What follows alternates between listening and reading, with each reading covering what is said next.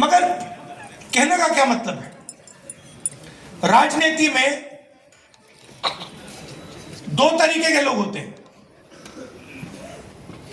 एक कहता है कि मुझे ऐसा पेन चाहिए, दूसरा कहता है मुझे ऐसा पेन चाहिए।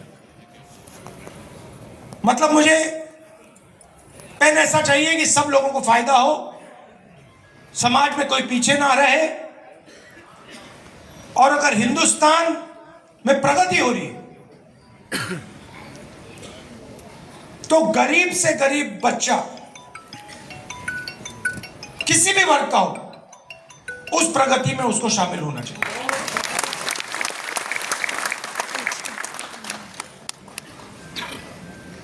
अगर हम हिंदुस्तान को आज देखें, हमारी संस्थाएं को आप देखिए, किसको भी चुन लीजिए, जुडिशरी चुननी है उसको चुन लीजिए,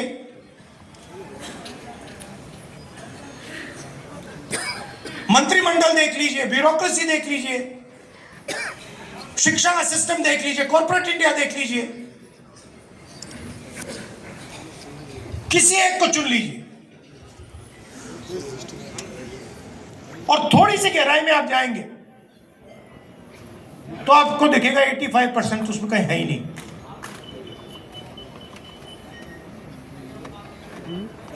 आप जाइए, आज घर जाएंगे आप, स्टॉक मार्केट का समय है, आप इंटरनेट पे जाइए और 500 सबसे बड़ी कंपनियों के नाम ले लीजिए और इंटरनेट पे जाके आप देखिए, उनके सीईओज का आप नाम निकाल लीजिए, उनके सीनियर मैनेजमेंट का आप नाम निकाल लीजिए और आप देखिए वहां पे दलित, आदिवासी, पिछड़ा, अति पिछड़ा, माइनॉरिटी कितने हैं आप देख लीजिए, आपको कोई नहीं मिलेगा। हाँ, एक नहीं मिलेगा आपको। अदानी जी की कंपनी में जाइए, उनके सप्लायर्स की लिस्ट निकालिए, उनकी कंपनी को हजारों कंपनियां सप्लाई करती हैं, थोड़ी छोटी होती है, उनकी लिस्ट निकालिए, उनके सीईओ देख लीजिए, आपको वहां एक भी दलित नहीं मिलेगा, एक आदिवासी, एक पिछड़ा वर्ग, कोई नहीं मिलेगा उसको।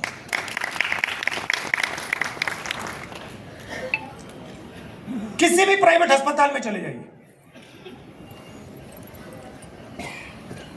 आपके परिवार के लोग बीमार होते हैं, अगली बार आप जाएंगे जरा नाम पढ़िए, अपोलो हॉस्पिटल में जाके नाम पढ़िए डॉक्टरों के, वहां पे आपको एक दलित नाम नहीं मिलेगा, एक पिछड़े वर्ग का नाम नहीं मिलेगा, एक आदिवासी नहीं मिलेगा। और कॉन्स्टिट्यूशन कहता है कि ये देश सबका है, वन मैन वन वोट, जितनी आबादी उतनी भागीदारी, कॉन्स्टिट्यूशन कहता है कि सारे के सारे लोग एक जैसे हैं, कोई कम नहीं है, सब समान है। अच्छा, मनरेगा की लिस्ट निकालिए, उसमें आपको 85% मिल जाएगा, भरा हुआ है वहां पे। आप निकालिए, मजदूरों की लिस्ट निकालिए, जिन लोगों ने ये हॉल बनाया, शानदार हॉल, चमकता हुआ हॉल जिसमें हम भाषण कर रहे हैं, उनकी लिस्ट निकालिए। 60% आपको पिछड़ा वर्ग, अति पिछड़ा वर्ग, दलित, आदिवासी, माइनॉरिटी में मिलेगा आपको। और ये स्थिति खराब होती जा रही है। अगर इंप्रूव हो रही थी तो अलग बात है। पहले कोई छोटा बिजनेस चला सकता था, उसमें 2, 3, 4, 5% घुस जाते थे। पहले पब्लिक सेक्टर हुआ करता था, उसमें मैनेजमेंट में लोग घुस जाते थे। पब्लिक अस्पताल थे, पब्लिक यूनिवर्सिटी, कॉलेजेस थे, उसमें घुस जाते थे लोग। आपने इंटरव्यू की बात की, मैं गया था, दिल्ली यूनिवर्सिटी गया था, इंटरव्यू बच्चों को निकालने का तरीका है। आपकी जात क्या है भैया, आप इंटरव्यू में फेल, सीधी सी बात है। वो सब बोल रहे हैं। आरएसएस के संगठन की लिस्ट निकाली, जो उनके प्रचारक लोग हैं, जो उनका सीनियर आरएसएस का जो सेंटर है, उसमें आपको एक ओबीसी नहीं मिलेगा, एक दलित नहीं मिलेगा, एक आदिवासी नहीं मिलेगा। तो लड़ाई बिल्कुल क्लियर है। एक तरफ 85% बैठे हैं और उनको कहा जा रहा है कि भैया ये देश आपका नहीं है। कहने के लिए हां, कहने के लिए हम कह देंगे कि भैया आप हिंदुस्तानी हो, मगर जब धन बांटने की बात आएगी या देश को चलाने की बात आएगी या पावर की बात आएगी, तो आप हिंदुस्तानी नहीं हो, आप कुछ और हो, देशद्रोही। और ये संविधान के बिल्कुल खिलाफ है।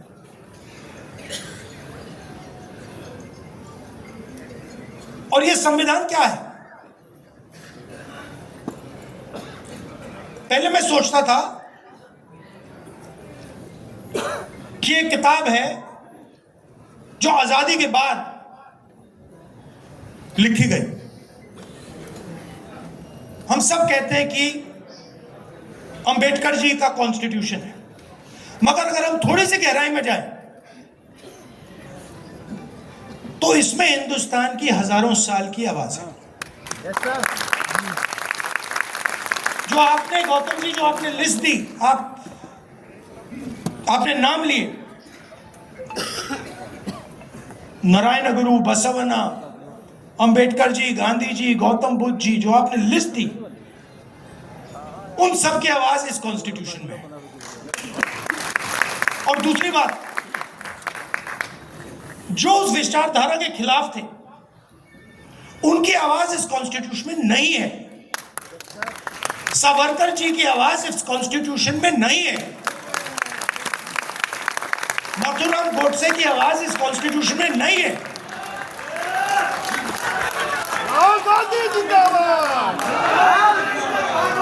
वो कुछ भी कह लें, नरेंद्र मोदी जी इस कॉन्स्टिट्यूशन की विचारधारा को नहीं मानते।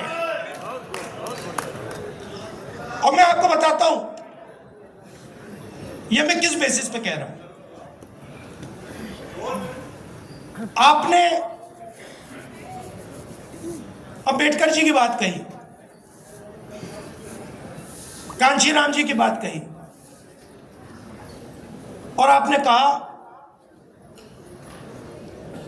वो सूखी रोटी खाते थे, कहा आपने बताया।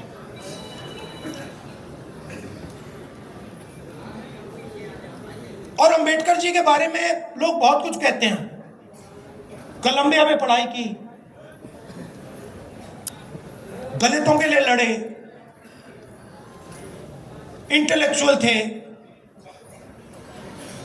दलितों की लड़ाई लड़े, पूरी जिंदगी समाज के लिए दे दी। मगर मेन बात क्या है? मेन बात है कि वो कॉम्प्रोमाइज नहीं हुए। अपने विचारों पर कॉम्प्रोमाइज कर जाते। अगर अंबेडकर जी कॉम्प्रोमाइज करते, उनकी